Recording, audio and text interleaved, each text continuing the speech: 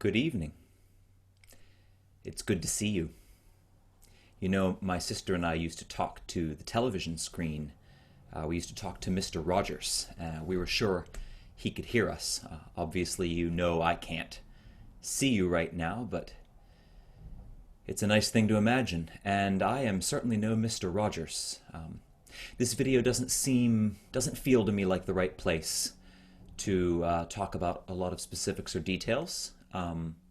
But as a musical leader, I always feel that responsibility to use all of my music theory, music history, my singing technique to say something inspiring when a group in front of me is dealing with something or facing something. So I just want to say I'm continuing to think of all of you, all of our connections across the globe. A little thought that came to my mind is how rich my life is to be connected to so many people, and how rich the sadness can be when bad things happen, and I'm connected to so many people who are struggling with what's going on all over the world.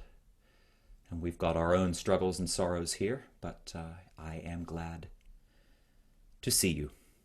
I thought we would sing a little bit tonight, a movement from the German Requiem by Johannes Brahms. Movement 4 is very popular. Perhaps even if you haven't sung it, perhaps you've heard it.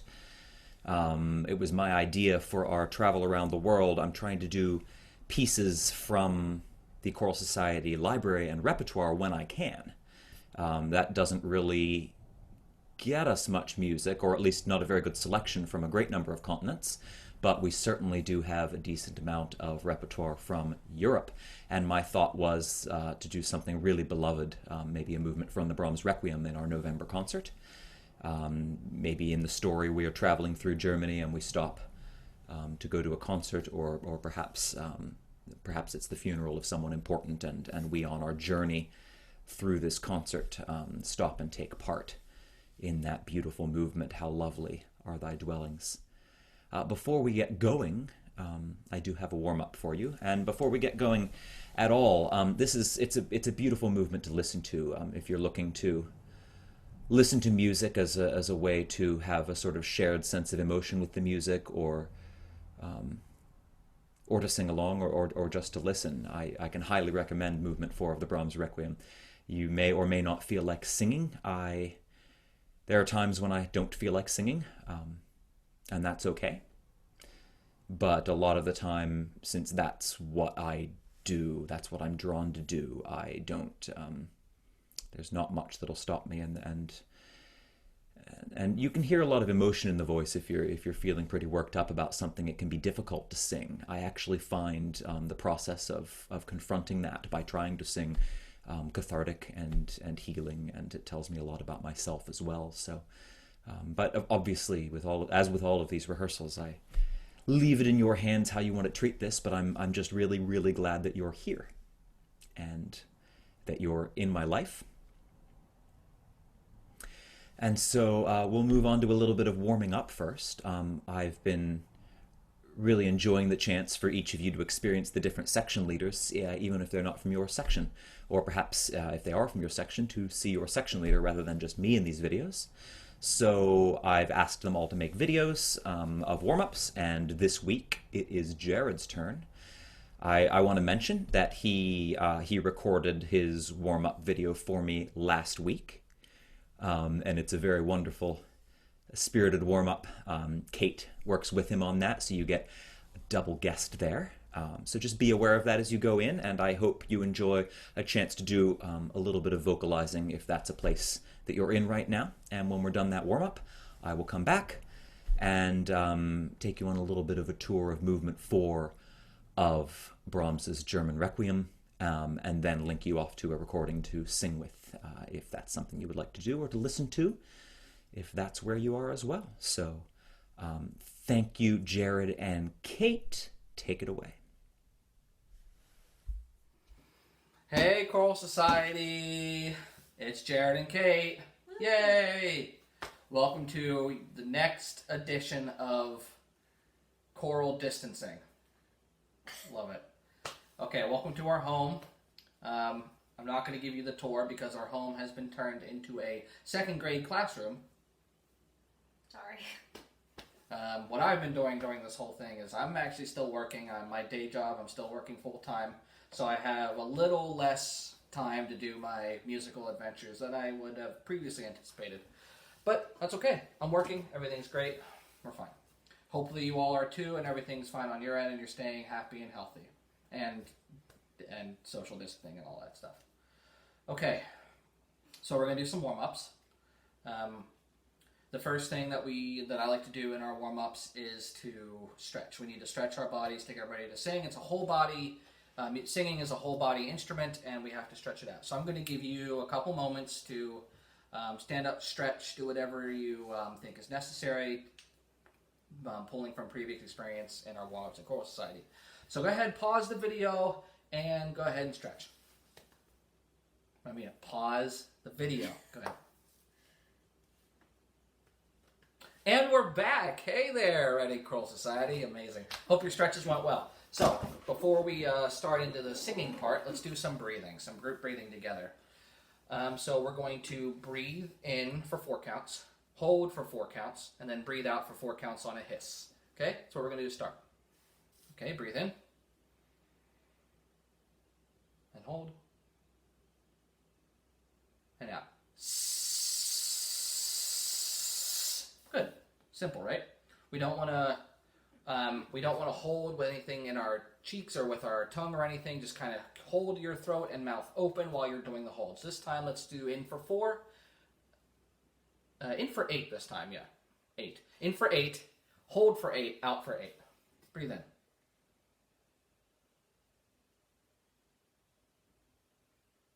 hold.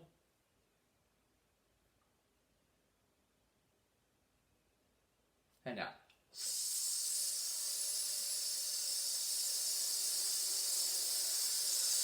Good. Now we're going to do some exercises back to back. We're going to breathe in for 4 counts, and then we're going to pulse out on whatever I tell you to. So the first time it's going to be pulsing on an S. It'll be like, and you really want to get your abdomen engaged, okay? And we're going to, immediately after that, we're going to breathe in for 4, and I'll give you something new to pulse on, okay? Breathe in. Pulse on an S. Go.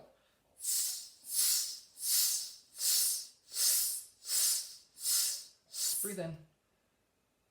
Pulse on a V.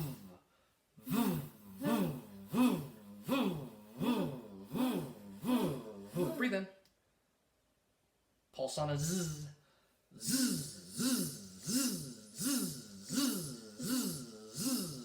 Breathe in. Now pulse on a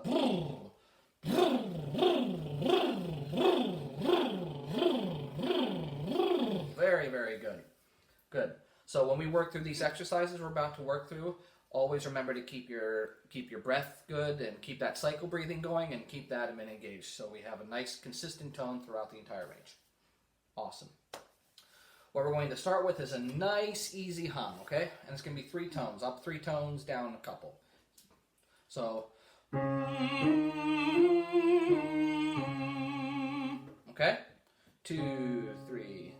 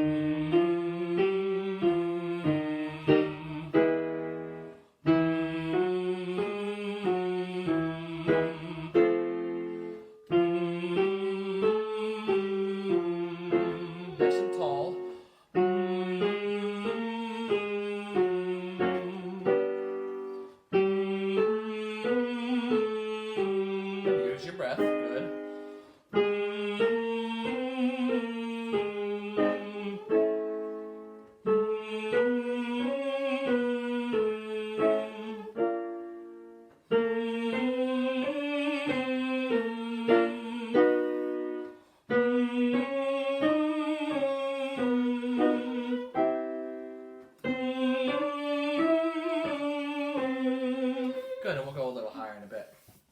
Sometimes I forget to do that cycle breathing thing we worked on. I caught myself halfway through going, kind of in just out of bad habit, and really work to try to work on that during your practicing and during these lessons and during our main rehearsal. Okay, good.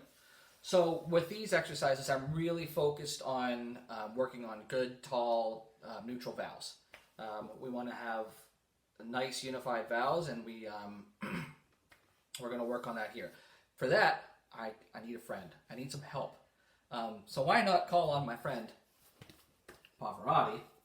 There he is. Say hi, Pav. Hi, Pav. There he is, my dude. Okay, so check this out. Right? Coincidence? Yeah, probably. Okay, so this is the ideal vowel formation in my book of singing. Especially on like an O vowel or something, so we're going to work on that. We're going to try out all the vowels first. The exercise is going to go vi, ve, va, vo, vu. Okay? And we're going to do it like this. Vi, ve, va, vo, vu. And I want each vowel to remain pure through both tones of that vowel. Vi, ve, va, vo, vu. What I don't want is vo, vu. A nice big diphthong on that? No. Keep it nice and pure, and I want it to be smooth and engaged. The abdomen, one long, smooth line, one long legato line. Are you ready? That was a lot of information. If you need it again, just go back, rewind, and kind of hear that again. It was a lot of information. I'm sorry about that. Are you ready? Make sure you get a nice, good breath every time, too. Here we go. 2, 3, 4.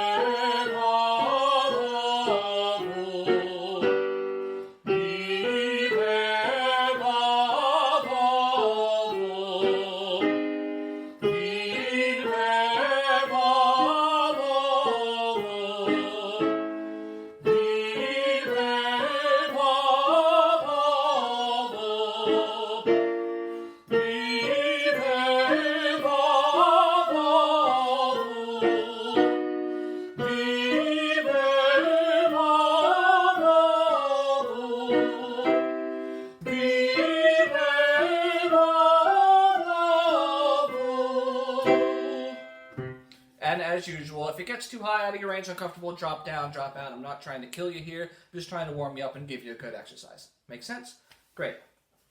Yeah, so I think that's great. Just remember to keep the abdomen engaged and the line flowing. And just one long, continuous line as we do some more of these, okay? Good.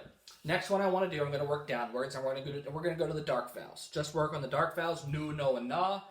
Progressively, and it's going to go no, na. And notice how I spend a little bit extra time on each N. No, na. And I want this one to grow in intensity as we sing those top three notes, but not necessarily in volume. And we're going to work downwards. And when you get downwards, now I'll stop and remind you that. Here we go. 1, 2, 3. No, no, na.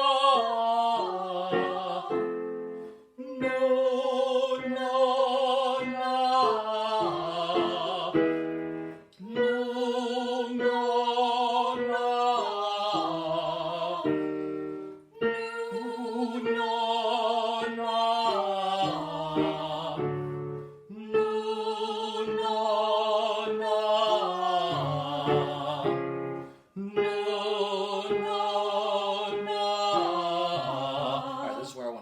Continue in a second, but when we get to the no, don't force anything. Just kind of let your jaw unhinge, and just kind of let everything just out right through the front. na. I don't want na. Don't try to force your larynx down really hard or anything. Na. Keep everything nice and light down there, okay? But keep the vowel tall still. Right where we've left off. Ready and go. No, no, no. No, no, no. No,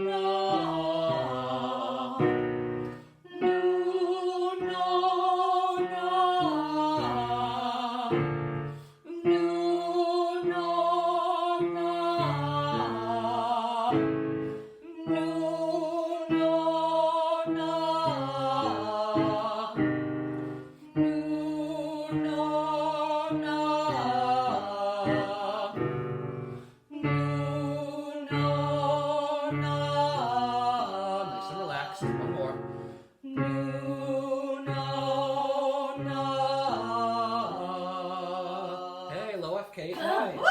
Good job. New record.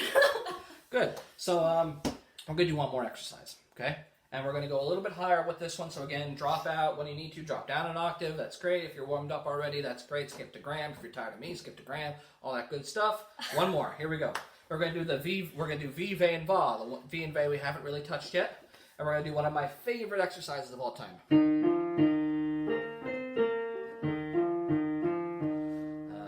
Good. So it goes V, Ve, Va. And again, line and spend a little bit of time on the V. V, Ve, Va. You ready? Here we go. 2, 3, 4. V, Ve, Va. V, Ve, Va. V, Ve, Va. Don't forget the V. V, Ve, Va. V, Ve, Va. You're breathing. V, Ve, Va. V, Ve, Va. V, Ve, Va. V, Ve,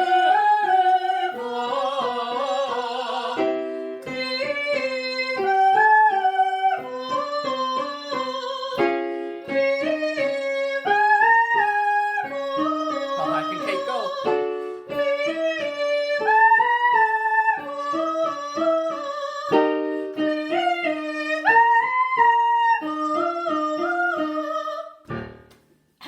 Thanks. Great warm up, everyone. Y'all sounded great. Kate killed it. Couple piano flows. Tenors are used to that. Sorry, everyone else. Have a great rehearsal. Bye, everyone. Thanks, Jared, and thanks, Kate, for pitching in and setting a good model. Nice to have octaves there. A little bit about a German requiem. Some of you know this piece. I love this piece so much. It's the first piece I was hired to do. As interim director, I stepped in with the Reading Choral Society in the spring of 2015 and continued where the previous director had left off, preparing to perform the Ein Deutsches Requiem. It's called a German Requiem. Brahms sort of seemed to regret that title later on. What he meant was a people's requiem. It was a requiem in German. We've been working on a requiem this spring, the Verdi Requiem, which is a lot more like the traditional requiems. It's in Latin, and it follows a very specific set of texts. Brahms's German Requiem, Ein Deutsches Requiem, was actually breaking free of those texts. He selected texts himself from the Bible to string together as a memorial choral orchestral piece to perform. It's about, depending on your tempos, 80 minutes long, one of Brahms's longest works. And you've got a baritone soloist who sings in 2 movements interspersed with the choir. You've got a soprano soloist who sings in 1 movement, and is thought by some that maybe she, in Brahms's mind, represented his mother. That's in movement 5. And then you've got the chorus. It's in 7 movements, and a number of the movements end with these grand fugues. He wrote it between 1865 and 1868. So that's a little while ago, a little bit. One of the inspirations for the piece was actually the death of a mentor of his. Brahms was friends with the Schumanns, and Robert Schumann, who suffered from depression, a lot of sort of mental health issues during his life. He actually proclaimed Brahms to be the next Beethoven, which is actually a title that Brahms struggled with his whole life. The expectations maybe actually ended up limiting him somewhat in terms of second guessing himself a lot and trying to live up to that. But he felt very supported by the Schumanns, and Robert Schumann died in, let's see if I have the date here handy, because I was just refreshing this stuff.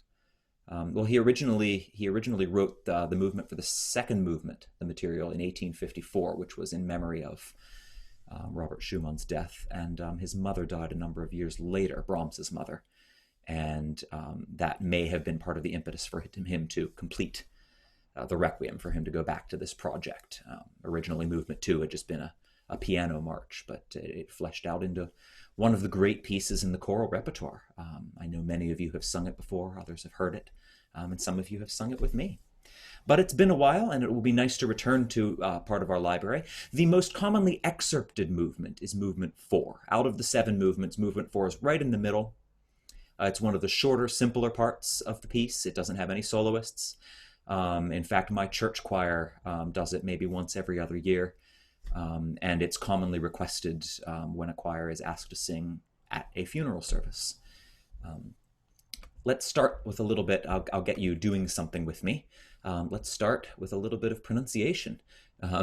Sorry to have you doing yet another language. We've been doing Latin, and we've been doing Church Slavonic, and now we're going to do a little bit of German. For some of you Pennsylvania Dutch folks, that's going to be a pretty straightforward thing, and you can critique me, drop me an email if you have any thoughts about my German.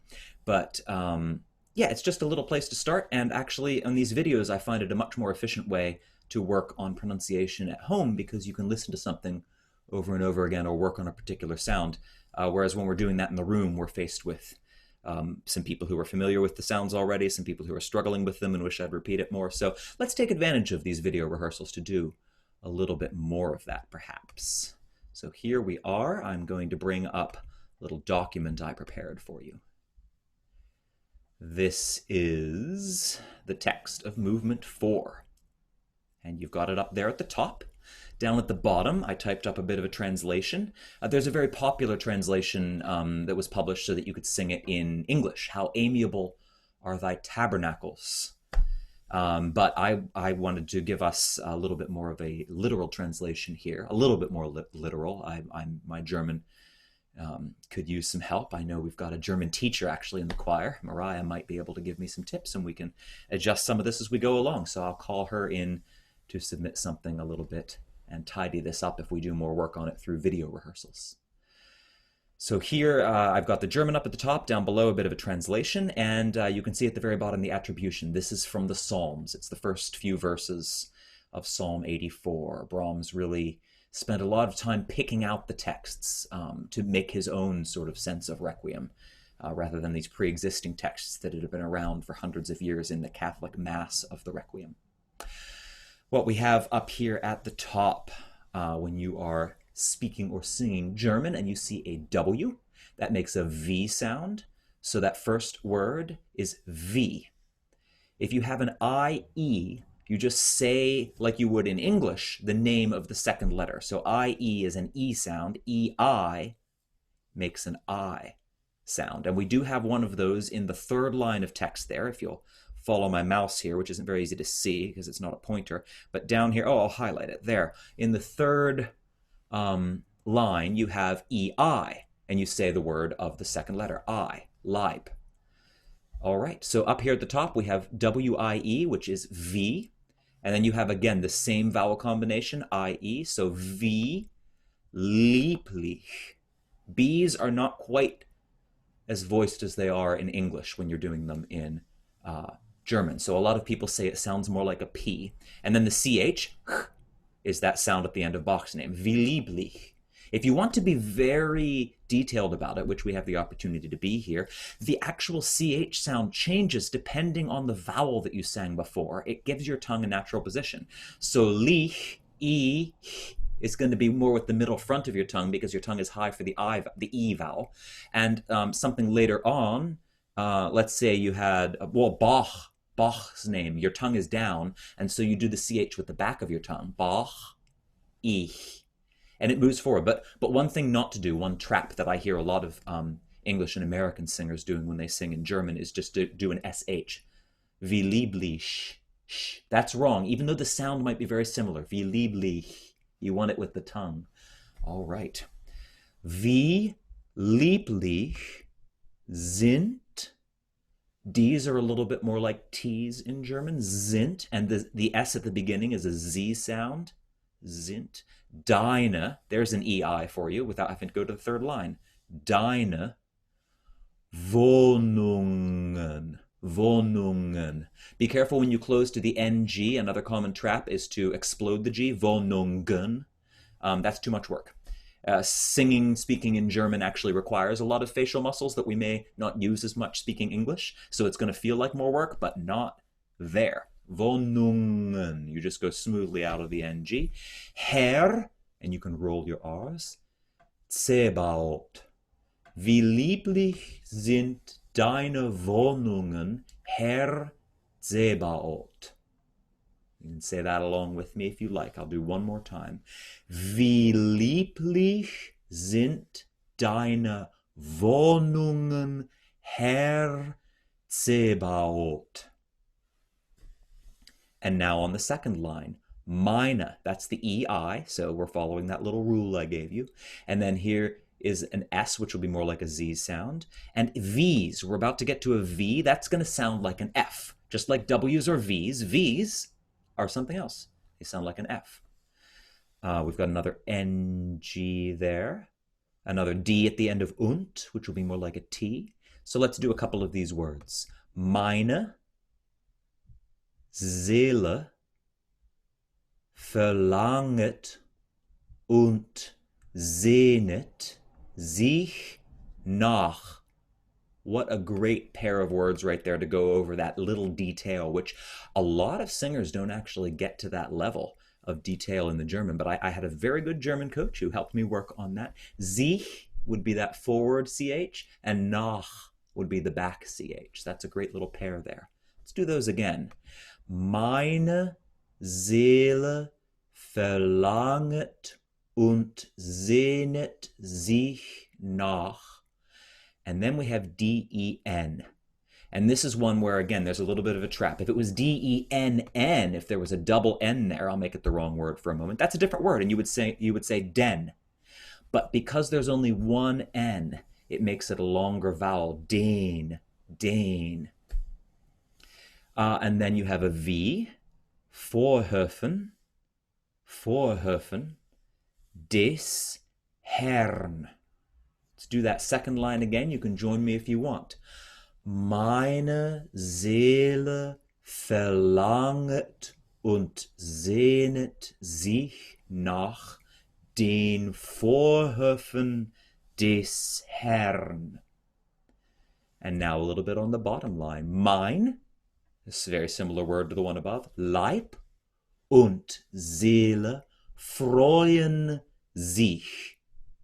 Mein Leib und Seele freuen sich in dem lebendigen Gott. I'll do that line one more time if you would like to join in.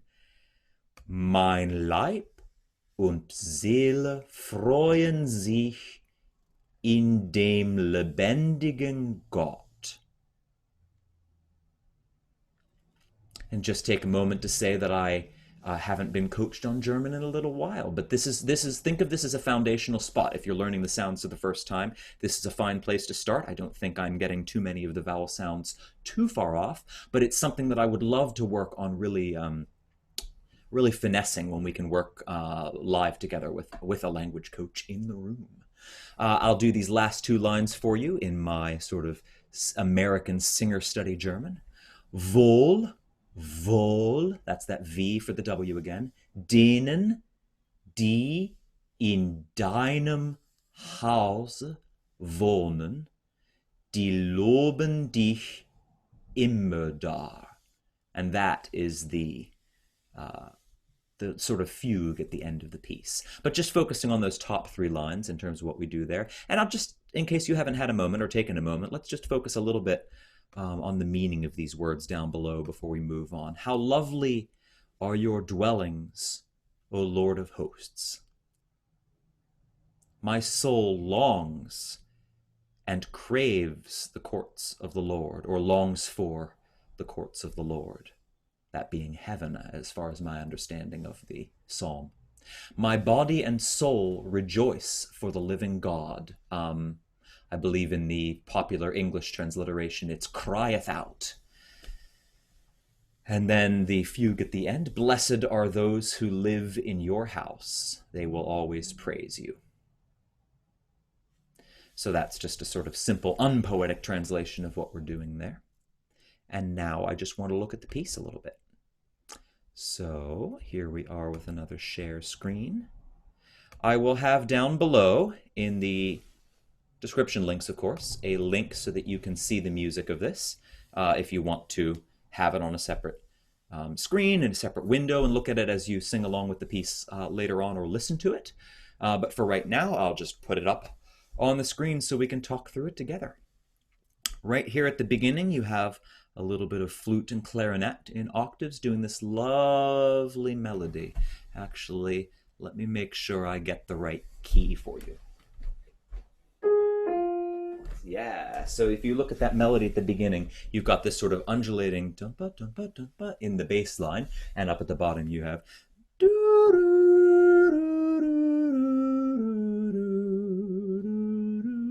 and then you come in singing.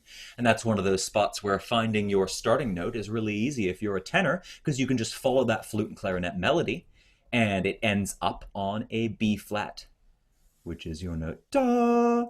But the basses and the basses are a third down V, and then the sopranos and altos come in on the root of the chord V. So just to give you another little taste of finding your note there, you have the melody going.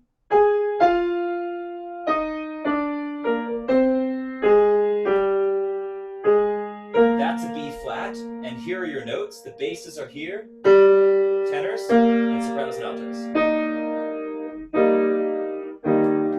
So we've got an inverted E flat major chord there for the very first one, and the basses drop immediately down to the root, and the tenors go up while the sopranos move to the third. So we start out with a little E flat major there, right as things get going. So we're in 3/4 time. So you're counting along. You've got that pickup right at the beginning of the piece. 1, 2, 3, ready, and do, do, do, do, do, do, do. Find your note. Do, there's a B flat, and that's the tenor note, bass, soprano, alto. Hopefully that worked out for you in terms of finding your note. And that'll set you up very nicely to work on parts, whether you go straight to a recording to sing along or whether you want to go through a more sectional feel by spending, if you're not as familiar with the piece, spending some time on CYBERBASS or searching for the learning tracks approach of your preference. So the choir comes in, soft and warm, and sings this opening phrase. A lot of beautiful dynamics in Brahms's work. You'll notice we get louder over the second system to a high point. The sopranos get all the way up to a G there, and then we decrescendo. And then right away there, we're crescendoing again into that next shorter phrase, into the next system. And then we listen again. And you get a little bit of that melody coming through from the orchestra again. And we repeat the second half. Deine Wohnungen, Herzebot, Herzebot. And that's that first section. It's sort of hymn-like, chorale-like. We're singing pretty vertically as a choir. Which is certainly easy to do. Nice teamwork. And now the next section of the piece, just to give you a little preview of this, we've got the tenors take off as the first section to sort of solo out. I'll grab a note for you there. Yeah, so tenors, this is a wonderful moment. You see that little marking there, espressivo? Yeah, express yourself.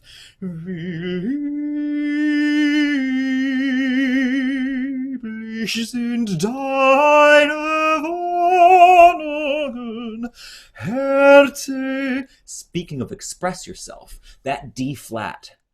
I think you've heard me say this before, members of the Choral Society. When you come across an accidental, especially in sort of older classical music that follows more of the rules of being in a key, the more accidentals you see, the more expressive it is from a harmonic standpoint in this time period. So that little D flat is, you can think of that as a blue note there, tenors. And anyone else who gets it along the way. And then basses, you actually come in singing the very same thing.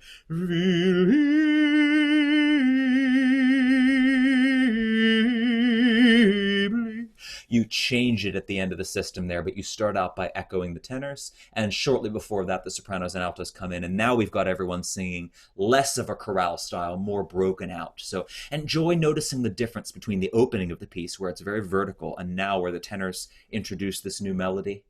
I would almost imagine it as a cello melody if you were going to give it to someone in the orchestra. So if you want to imagine that you're playing the cello, whether or not you've ever touched one before in your life, tenors, go right ahead and do that. It's a good thing to come up with these metaphors for ourselves as we sing. But we all start doing that, and we're overlaying a little bit. There are some verticalities that come up, but notice even here on the next page, the tenors are on different words than the sopranos, altos, and basses at this point. It's not quite lining up, but it's coming together more and more, and our final syllable lines up. And now we got a bunch of little swells. Meine Seele. That's a very short crescendo, decrescendo there that I always want to make sure the choir is really leaning into. When you sing this and when you work on it, don't undercook those dynamics. I'll let you know if you're doing too much once we're back together, but I want to make sure we're doing enough, because part of the beauty of this music is really expressing the dynamics of it. And now we build up a little bit. We've got verlanget und sehnet, and we say that again, basses, as the tenors join you. And we do it again as the altos join, and this time the sopranos. Here's another little compositional feature to enjoy. How much space between the entrances. The basses come in, pick up to a measure. They do a full measure and most of another measure, and then the tenors come in. They do a full measure and most of another measure, and then the altos come in. So that's equally spaced. They don't do a full measure. The sopranos come in a measure early here. That's a lovely little movement by Brahms to sort of build the tension in terms of what we're trying to say about longing and craving the courts of the Lord. And cresque. So don't miss that crescendo, that getting louder just because it's written cresque instead of with the dynamics. And now here, we really get into the full crescendo and it hits a high point. This is so far, I believe, the highest point of the piece with that A flat. Let's see if I've made a fool of myself and glance back. Should have double-checked that, but my memory is saying so. Yes. Sorry to scroll you around there. Hope that doesn't make you dizzy. But here we've reached a bit of a high point, and already we've got 2 bars, and we're all the way down to piano. And look at this beautiful section.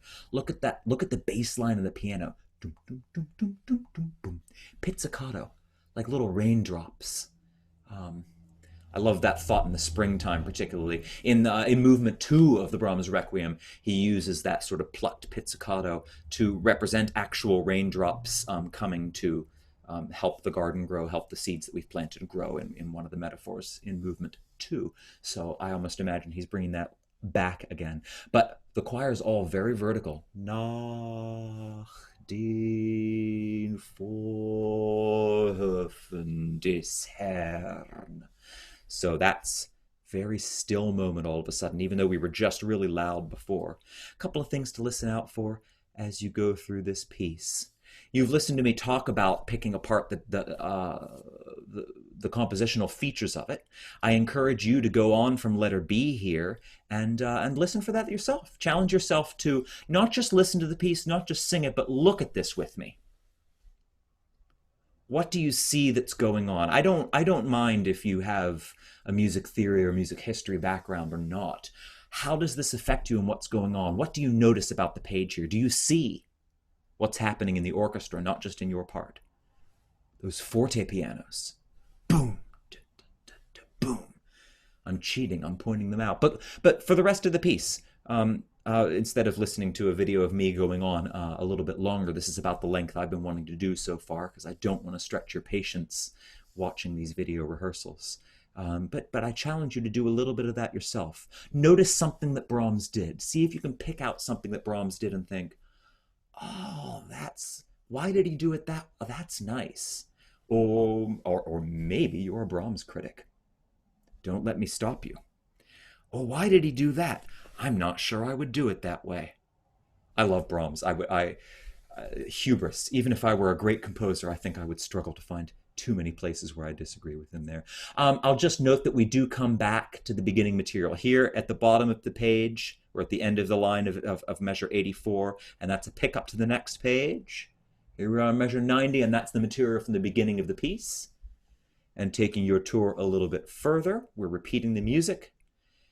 And then we have a new section with a big crescendo, decrescendo, and you'll glance through that or listen through that. But here's where it really picks up. When you get into the pickup to 124, the sopranos start it right here at the end of that page. When you get there, this is where he really picks it up. And Brahms does this in almost every movement of the Requiem. He starts out with these calm, these beautiful thoughts, some of them maybe somewhat wistful or even funereal, even weeping. And he ends with this upward looking. They praise you evermore. Let me get the right key for you. So, just wrapping up this little tour, the soprano, one of the themes is Die loben dich immer da. That was the soprano part down the octave. And the altos do a version of that, but starting on a different note. Die loben dich immer da, immer da, immer. Oh, you've got a lovely sequence going on there, altos. And the counter theme, I've lost my E flat. You at home probably all still remembered it. So there's the note, boo. And basses, here's your little counter melody, which is very active. So you've got the sopranos. Listen to how smooth that is and still. And then you've got this really active. And right there the tenors come in.